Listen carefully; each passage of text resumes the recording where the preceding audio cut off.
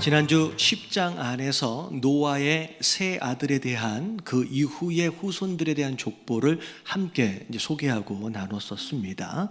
자, 그 후손들이 이제 각 종족들로 다 나누어지게 되는데요. 자, 12장의 말씀은 그 각 종족들로 나누어지게 되어지는 과정 가운데 일어난 중요한 사건이라고 이제 생각하시면 될 것 같아요. 자, 오늘 말씀 1절을 보니까 온 땅의 언어가 하나였대요. 말도 하나였대요.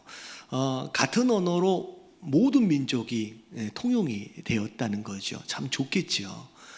그러면 우리가 막 영어를 공부하기 위해서 이렇게 애쓰고 아이들을 그렇게 가르칠 필요도 없을 텐데, 그런데 자 2절을 보니까 자 이 사람들이 이제 아라랏산의 방주가 멈추고 나서 이제 사람들이 어디로 이동을 하게 되냐면 동쪽으로 이동을 하게 됩니다.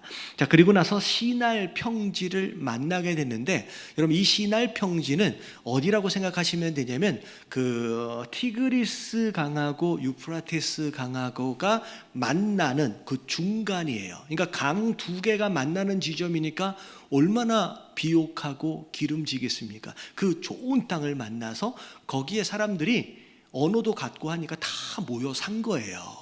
자, 근데 자 오늘 말씀의 마지막 부분을 보니까 어떻게 되었냐면 하나였던 언어가 흩어졌어요. 그러니까 혼합이 뭐예요? 혼잡하게 됐어요. 그러니까 언어가 나누어지고, 그리고 함께 모여 살았는데 흩어지기 시작합니다. 그러니까 오늘 말씀의 이제 중간 스토리는 어쩌다가 언어가 나누어지고 어쩌다 모여 살던 그들이 흩어지게 되었느냐라고 하는 거에 대한 내용이 오늘 말씀의 내용이죠. 자, 3절서부터를 보니까 자 시날 평지에 살기 좋은 곳에 모여 살던 그들이 갑자기 무슨 생각을 했냐면 벽돌을 가지고 그리고 역청을 가지고 성읍을 짓재요. 그리고 탑을 짓재요. 성읍을 짓는다라고 하는 것은 도시가 만들어진다는 얘기예요. 사람들이 많이 모여 사니까 성읍이, 도시가 만들어져요. 근데 이상한 것은 탑을 만들자고 하는데 이 탑을 어디까지 높이 만들자고 만들어 나왔냐면 하늘 꼭대기까지 닿게끔, 정말로 높은 탑을 만들자라고 만들면서 심지어 우리의 이름을 내자, 이제는 절대 흩어지지 말자라고 막 이제 서로 모여가지고 성읍과 도시와 그런 탑을 만들기 시작했다는 거죠. 자, 그랬더니 자 5절서부터 나오는 내용을 보니까 하나님이 그 모습을 보시고 기뻐하지 않으셨어요. 탑을 짓고 있는 그들의 의도와 목적이 정말 하나님 보시기에 기뻐하신 모습이 아니잖아요. 그런 가운데 하나님께서 어떻게 하셨냐면 다 한 가족이잖아요. 노아 한 가족. 더군다나 말도 하나예요. 그러니까 이들이 무엇인가를 계획하면 막을 수가 없을 정도의 강력한 힘이 되니까 말을 혼잡하게 하자. 그래서 이것으로 인하여 다양한 언어가 만들어지고, 그리고 서로 말이 안 되고 의사소통이 안 되니까 같이 모여 있을 수가 없거든요. 그래서 그 언어의 차이를 따라서, 각 언어들을 따라서 종족들이 흩어질 수밖에 없었다라고 하는 것이 오늘 말씀의 스토리입니다. 자, 이 말씀을 통하여 오늘 말씀의 주제가 뭐냐? 어쩌다가 이들이 바벨탑을 짓자고 했을까? 짓게 되어진 배경과 그들 마음 가운데 생각이 무엇이었는지를 우리가 살펴보는 거예요. 그래서 오늘 제목에 나와 있는 것처럼 혹여나 우리가 모르는 사이에 우리 안에도 이들처럼의 바벨탑이 세워지고 있을 수 있다는 거예요. 그래서 이 바벨탑을 우리가 점검할 수 있는 저와 여러분들 되시길 주님의 이름으로 축원합니다. 자, 우리 첫 번째 내용 같이 한번 읽어볼게요. 자, 1번입니다. 시작. 하나님에 대한 신뢰가 깨어지고 말씀이 더 이상 믿어지지 않을 때. 여러분 시날 평지 굉장히 좋은 땅에 모여 살자가 성읍은 도시가 필요하니까 뭐 짓자라고 할 수 있을 것 같아요. 근데 왜 갑자기 탑을 쌓자라고 얘기를 했을까? 특별히 탑을 쌓는데 어디 꼭대기까지예요? 하늘에, 꼭대기가 하늘에 닿을 정도로 높은 탑을 쌓자라고 이야기를 했을까? 자, 대표적인 이유 하나를 추론해 보면, 자, 그거죠. 뭐 때문이에요? 홍수 심판 때문이에요. 어떻게 보면 들었을 거 아니에요. 노아 우리 할아버지, 우리 증조 할아버지, 그때 어마어마한 홍수가 있어가지고 그 많은 사람들이, 그 많은 짐승들이 한 번에 다 쓸려가 버렸다, 다 죽었다 라고 하는 이야기를 들었을 거예요. 그런 마음 가운데 혹시나 우리가 살고 있는 이 시대에 그런 홍수가 다시 온다라고 한다면 어떻게 되냐라고 하는 두려움이 마음 가운데 들었을 거라는 거예요. 사실은 하나님께서 노아도 마찬가지고 그 이후의 후손들도 마찬가지고 그런 두려움에 사로잡힐 수 있다라고 하는 걸 하나님 아시기 때문에 하나님께서 노아에게 약속하셨어요. 내가 다시는 땅의 동물들, 땅의 생물들을 물로 쓸어버리는 그런 홍수가 있지는 않을 것이다 라고 약속하셨는데, 그것에 대한 증거로 주신 것이 무엇이었는지 기억나세요? 무지개였죠. 자, 창세기 9장 14절부터 15절까지 보면 너희가 구름으로 땅을 덮을 때, 그러니까 구름이 땅이 덮일 때라고 하는 것은 비가 올 것 같은 조짐이 보이는 거예요. 그러면 마음 가운데 비가 오면 혹시 홍수가 나는 거 아니야? 라고 하는 두려움이 생길 수 있잖아요. 두려움, 그 구름 때문에. 그런데 그 구름 사이에다가 무지개를 두시면서 아니야, 다시는 물이 모든 육체를 명하는 홍수가 있지 않을 것이다 라고 약속하시고 약속을 기억나도록 하셨어요. 자, 근데 갑자기 이들이 바벨탑을, 이 탑을 짓자라고 결정하게 된 이유가 뭘까? 잘 들여다보면 하나님께서 다시는 심판하지 않으실 것이다 라고 하시는 그 하나님의 말씀의 신뢰가 이미 어떻게 된 거예요? 깨어진 거예요.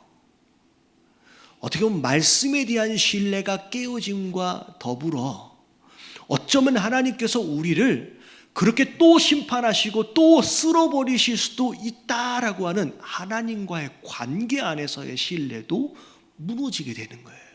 그러니까 혹시나 하나님께서 그렇게 하신다면 우리는 그 심판을 대비해야 하는 거 아니냐. 그래서 산들보다 높게가 아니라 아예 하늘까지 닿게끔 탑을 지어버리면 어떤 홍수가 와도 우리는 살아남을 수 있지는 않을까라는 생각에 이 탑이 지어지기 시작했을 거라는 거죠. 자, 여기에서 이제 문제가 시작되는 거예요. 여러분, 모든 영적인 문제는 이 두 가지 문제로부터 시작이 돼요. 하나님과의 관계, 그 신뢰가 깨어지고, 그리고 하나님의 말씀에 대한 믿음이 무너지는 것으로 인하여 시작이 됩니다. 더 이상 하나님이 나를 사랑하지 않으신 것 같고, 아니 심지어 하나님이 계시지도 않는 것 같은 생각, 심지어 하나님 말씀에 대한 믿음이 사라지는 거예요. 그럼 여기서부터 시작이 되는 거예요. 그래서 말씀을 잘 들여다보면요, 창세기 처음에 아담과 하와가 범죄할 때도 딱 이 부분이었어요. 이 두 부분의 신뢰와 믿음이 깨어지면서 무너집니다. 자, 창세기 3장에 보면 아담과 하와가 선악과를 따먹게 되는 상황이 벌어지는데 분명히 하나님은 2장 17절에 뭐라고 말씀하셨어요?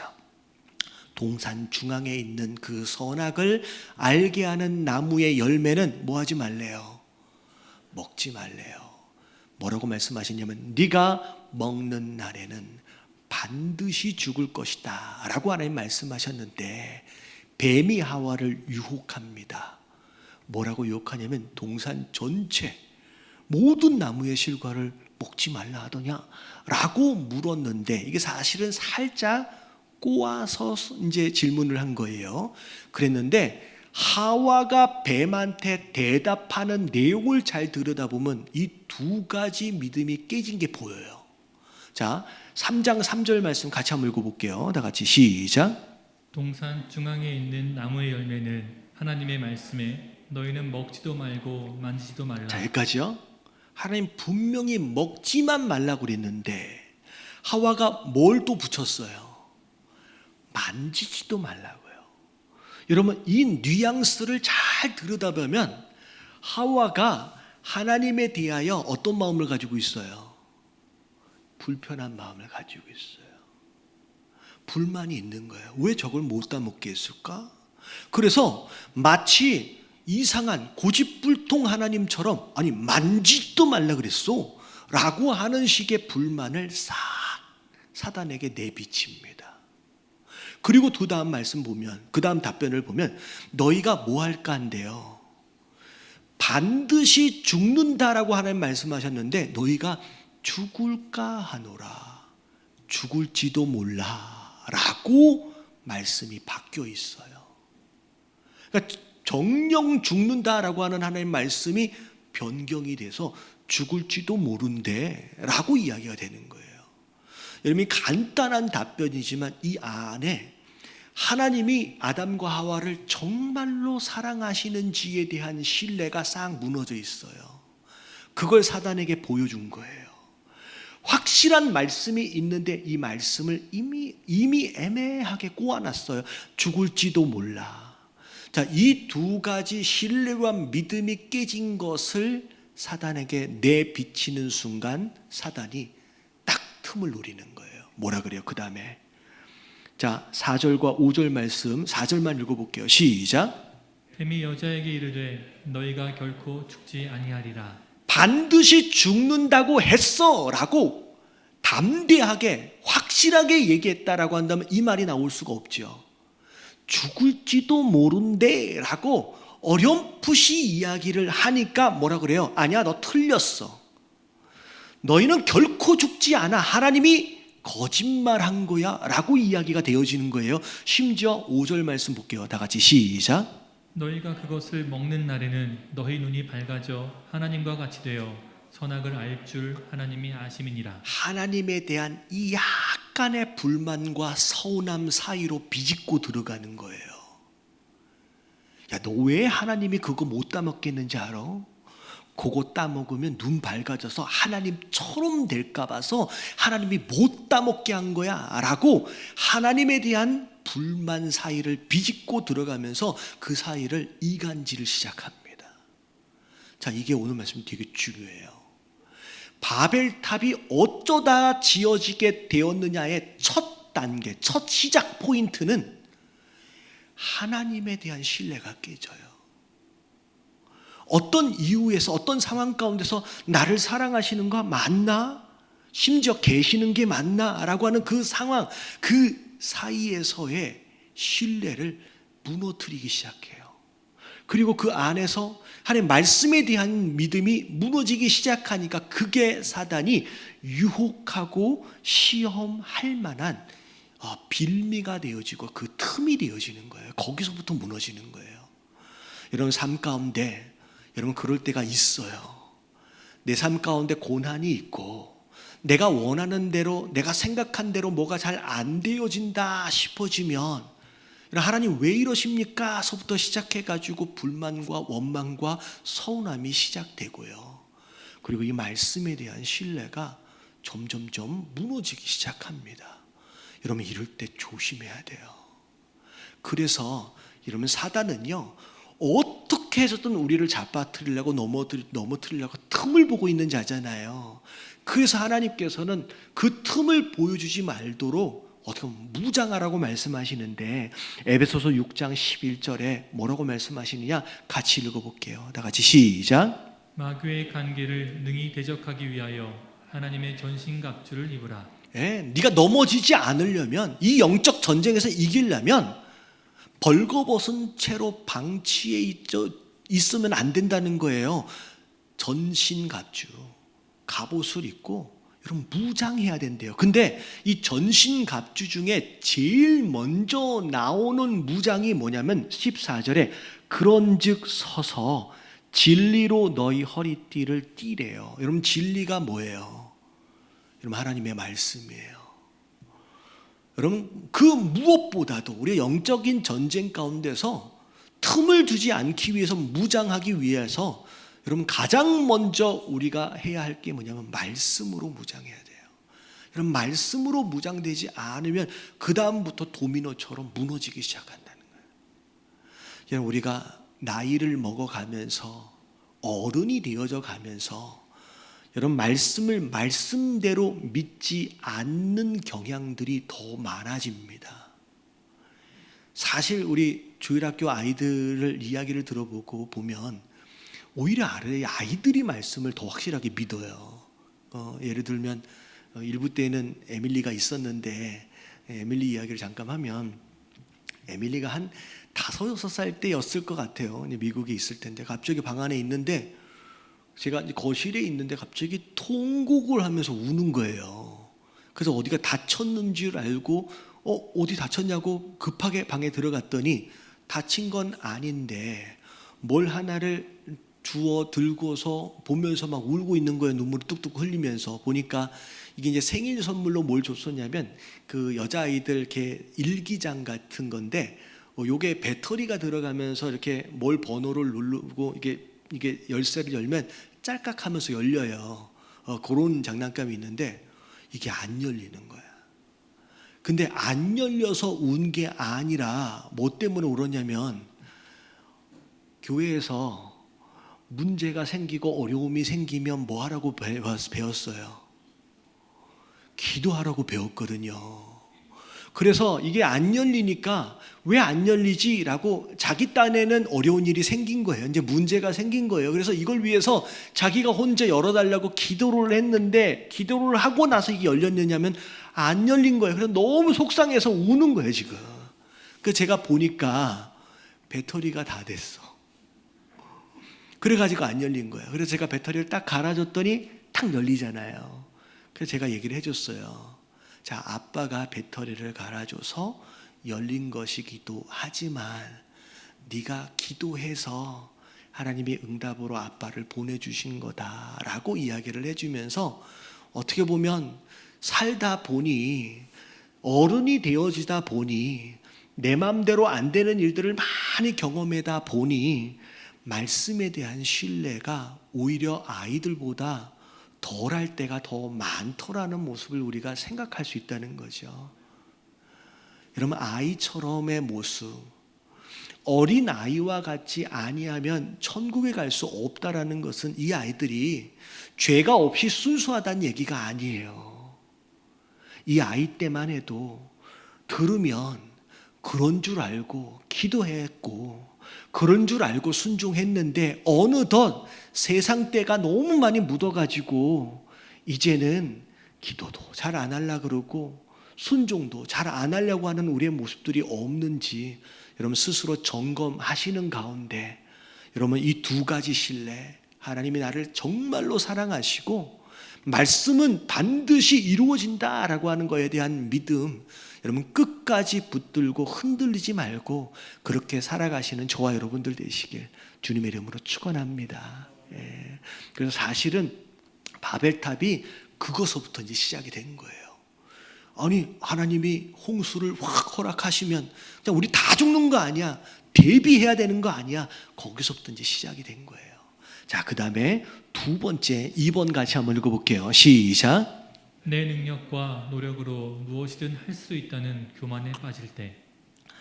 자, 탑을 짓는데 4절을 말씀해 보니까 탑 꼭대기가 하늘에 닿을 수 있게끔 짓재요.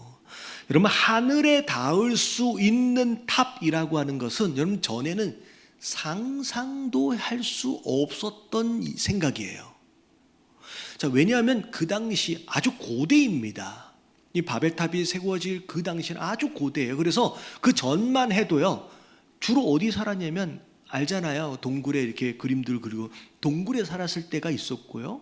조금 더 시기가 지나면 나무나 돌 같은 걸로 이렇게 집을 짓고 살았어요. 그리고 땅이 넓다 보니까 굳이 2층 집도 지을 필요가 없었고요. 그리고 2층을 지을 만한 기술도 없었고요. 근데 오늘 말씀을 보니까 자, 뭐가 발명이 됐냐면 벽돌이 발명이 됩니다. 그 전까지만 해도 무거운 돌을 오랜 시간 걸려가지고 다듬어서 하나씩 하나씩 맞추어 가야 합니다. 근데 이제는 벽돌이 발명이 되면서 내가 원하는 모양, 내가 원하는 크기만큼 돌만큼 단단한 건축 재료를 언제든지 금방금방 만들어낼 수 있는 기술이 생긴 거예요. 굉장히 빨리, 굉장히 든든하게. 그러니까 그 전까지만 해도 2층만 지어 올라가도 쉽지 않은 기술이었는데 이제는 2층, 3층, 4층, 아니 심지어 어디까지 생각할 수 있어요.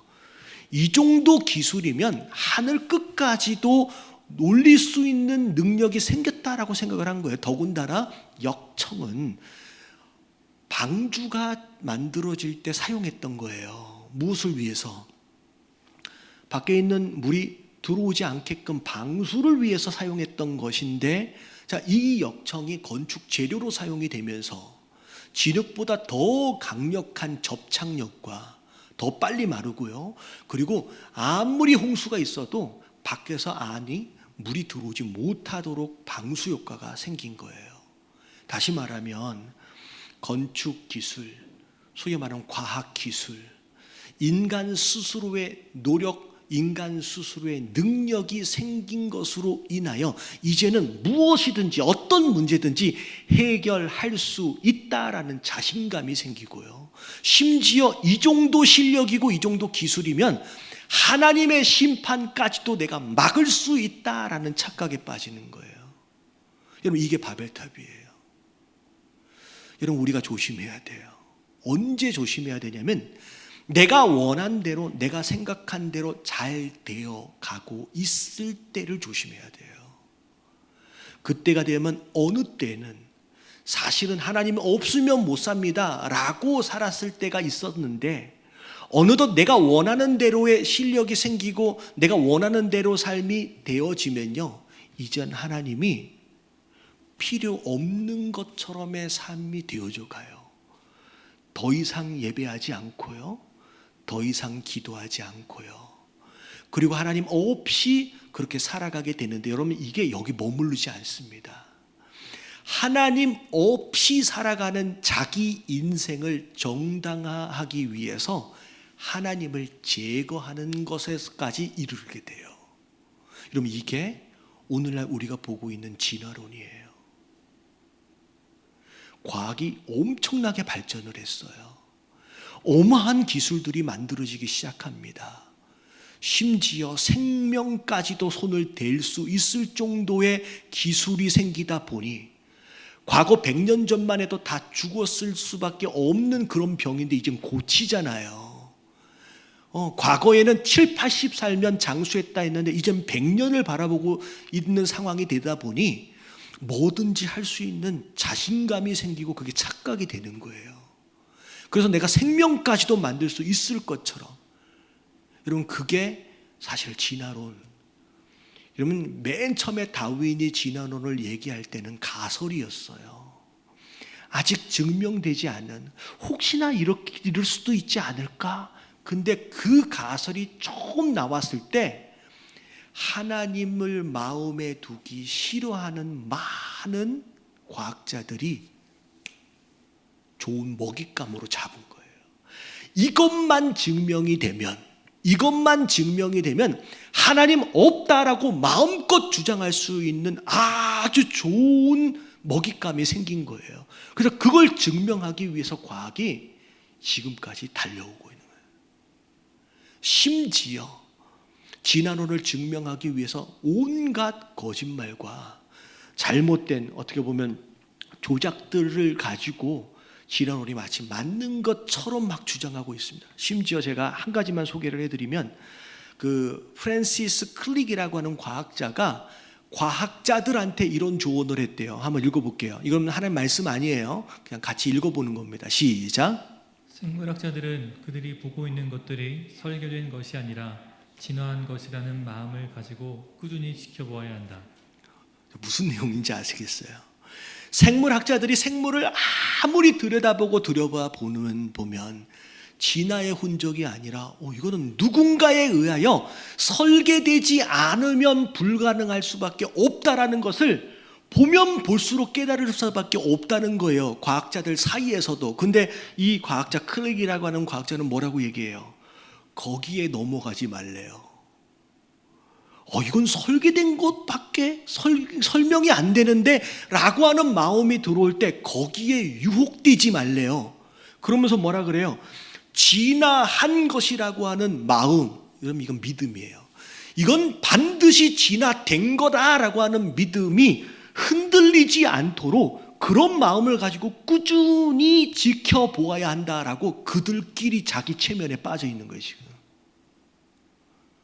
여러분, 진화론은 바로 이런 겁니다. 세상 사람들이 어떤 기술이 생기고 어떤 능력이 생기고 노력해서 어떤 문제를 해결하다 보니 어느덧 하나님 없어도 살 수 있다라는 착각에 빠지고, 그리고 그렇게 살아가는 그들의 삶을 정당하기 위해서 하나님을 제거하려는 시도를 하는 거예요. 하나님을 대적하는 시도를 하는 거예요. 여러분, 우리가 이렇게 무서운 사람이 될 수도 있다라는 거예요. 여러분, 주변에 이런 사람들이 많이 있어요. 교회를 다니다가 떠난 사람들일수록 더 교회를 대적합니다. 왜냐하면 내가 교회를 떠나야만 했던 이유를 정당화하고 싶은 거예요. 내가 하나님 없이 살고 있는 이유를 정당화하고 싶은 거예요. 결국은 하나님을 대적하는 자가 되어버린다는 거예요. 여러분, 조심해야 돼요. 우리가 살아가면서 시험에 든다라고 했을 때 고난으로 인한 시험도 있지만 오히려 내가 원하는 대로 평탄하고 형통한 삶이 되어질수록 더 무서운 시험이 될 수 있어요. 더 이상 기도하지 않고요, 더 이상 간구하지 않고요, 여러분, 하나님 없어도 살 수 있다라는 착각에 빠지게 되는 순간 결국은 그것이 결국 하나님을 대적하는 자의 입장까지도 될 수 있다라는 거예요. 저는 우리가 기억하시면서 오히려 형통할수록 조심하시게 되길 주님의 이름으로 축원합니다. 그래서 고린도후서 10장 4절부터 5절까지 말씀을 보면 세상의 이론, 세상의 지식에 대하여 뭐라고 얘기하시느냐, 같이 한번 읽어볼게요. 시작. 우리의 싸우는 무기는 육신에 속한 것이 아니요 오직 어떤 견고한 진도 무너뜨리는 하나님의 능력이라. 모든 이론을 무너뜨리며 하나님을 아는 것을 대적하여 높아진 것을 다 무너뜨리고 모든 생각을 사로잡아 그리스도에게 복종하게 하니. 여러분, 신앙은 여러분 하나님 아는 것을 대적하여 높아지는 그 어떤 이론이 됐든 지식이 됐든 그것들, 그런 생각들을 여러분 하나님 앞에 복종시키는 거예요. 여러분, 절대 여러분 교만해지지 마시고 여러분 끝까지 하나님께 기도하고 간구하며 겸손하게 살아가시는 저와 여러분들 되시길 주님의 이름으로 축원합니다. 옆에 계신 분들한테 인사 좀 해주세요. 형통할 때 더 조심해야 된답니다. 여러분, 조금 잘 나가기 시작하면서 이런 마음 들어와요. 자, 세 번째 마지막입니다. 같이 한번 읽어볼게요. 시작. 내 능력과 노력에 대한 성과로 내가 인정받고 칭찬받고 싶을 때. 바벨탑 열심히 대단한 기술을 가지고 노력해서 막 짓잖아요. 그 지어진 바벨탑을 가지고 누구의 이름을 내고 싶은 거예요? 자, 말씀을 보니까 우리 이름을 내고. 그러면 자기 이름을 내고 싶은 마음들이 우리 안에 다 있어요. 자랑하고 싶고 인정받고 싶고. 그래서 보면 이 과학자들 이렇게 보면 뭐 새로운 거 뭐 발견하고 발명하면 거기에 꼭 누구 이름 붙여요. 지 이름 딱 붙이잖아요. 그래서 이거 내가 발명한 거야, 내가 발견한 거야 하면서. 이 과학자들만의 이야기는 아닙니다. 우리도 되게 비슷해요. 우리 어디 놀러 가고 하면 왜 거기다 자기 이름을 세운지 모르겠어요. 그 산을 지가 만드는지도 않는데 산에 딱 올라가면 그 바위에다가 자기 이름 딱 세워서 누구 왔다 가다. 그래서 뭐 어쩌라고. 그러니까 우리 마음 가운데 내가 한 것이어도 그렇고 나와 상관이 없어도 그렇고 어딜 가든 내 이름을 막 남기고 싶은 그런 욕구들이 있다는 거예요. 제가 한 가지 예화를 소개를 시켜드리면, 옛날에 미국의 그 남북 전쟁이 있었을 때 북군이 이제 결국 승리하면서 끝났잖아요. 이제 끝나면서 북부 쪽에서 아주 공을 세웠던 많은 장군들, 그 사람들에게 감사하는 마음으로 그 의사당이잖아요. 국회의사당 벽에다가 장군들의 이름을 새기는 것을 국회의원들끼리 서로 이야기를 해가지고 통과를 시키려고 했대요. 다들 너무 수고했으니까. 자, 근데 그 중에 스탠튼이라고 하는 장관이 아니다. 아니다. 여기다가 우리 이름을 새길 게 아니다라고 얘기하면서 한 얘기가 뭐냐면, 우리가 승리한 것이 아니라 하나님께서 승리하게 하신 것이다라고 얘기하면서 그 의사당 벽에 통과가 됐음에도 불구하고 장군들의 이름을 새기면 안 된다라고 반대했대요. 그래서 결국은 장군들의 이름이 새겨지지 않고 대신에 무슨 글씨가 새겨졌냐면 시편 118편 23절 말씀이 새겨졌어요. 한번 읽어볼게요. 시작. 이는 여호와께서 행하신 것이요 우리 눈에 기이한 바로다. 누가 하신 거예요? 하나님이 하신 거거든요. 근데 괜히 조금 내가 거두른 것으로 인하여 내 이름이 높임을 받고 내가 인정을 받고 내가 칭찬받으려고 하는 그런 마음들이 우리 안에 다 있다라는 거죠. 여러분, 이게 바벨탑이에요. 그래도 내가 뭐 했으니까, 그래도 내 이름 내가 안 인정받고 좀 알아줬으면, 여러분 내 안에 이 바벨탑, 여러분 이게 세워진다라고 느껴지시면 빨리 허물어 버려야 돼요. 여러분 우리 마음 속에는 여러분 누구의 이름만 높임을 받으셔야 되냐면 하나님의 이름만이에요. 그래서 우리 안에는 바벨탑이 빨리 무너뜨려지고요. 여러분 우리 안에는 하나님을 높여드리는 뭐가 세워져야 돼요? 여러분 성전이 세워져야 돼요. 하나님만 높여드리고 하나님만 영광 받으시는 그 성전이 세워져야 할 곳이 이 마음속이라는 거죠. 여러분 내가 인정받고 내가 대접받고, 그래서 우리 교회 건축도 지난번에 말씀드렸다시피 이렇게 헌금 많이 하는 누군가의 이름들이 교회 어딘가 이름들이 막 새겨지는 거, 여러분 그런 거 하나님 별로 기뻐하시지 않아요. 여러분 교회가 세워지는 것은 누군가의 헌신 당연히 있어지겠지만, 여러분 마치 걸음처럼, 여러분 걸음은 뿌려지고 난 뒤에 내가 여기 있습니다 라고 하면 똥냄새만 나는 거예요. 그렇잖아요. 걸음은 그것 그대로 그냥 그 안에서 썩어져 버려야 냄새가 안 나죠. 내가 여기 뿌려졌는데 라고 썩지 않고 걸음이 자기를 나타내기 시작하면요, 무슨 냄새 난다고요? 똥냄새가 나요. 여러분 정말 이름도 없이 빛도 없이 헌신했지만 여러분 하나님의 이름만 높이심을 받을 수 있는 여러분 그런 신앙의 삶을 살아가심으로 말미암아 내 안에 바벨탑이 무너지고 여러분 내 안에 성전이 세워지는 여러분 그런 신앙을 살아가시길 주님의 이름으로 축원합니다.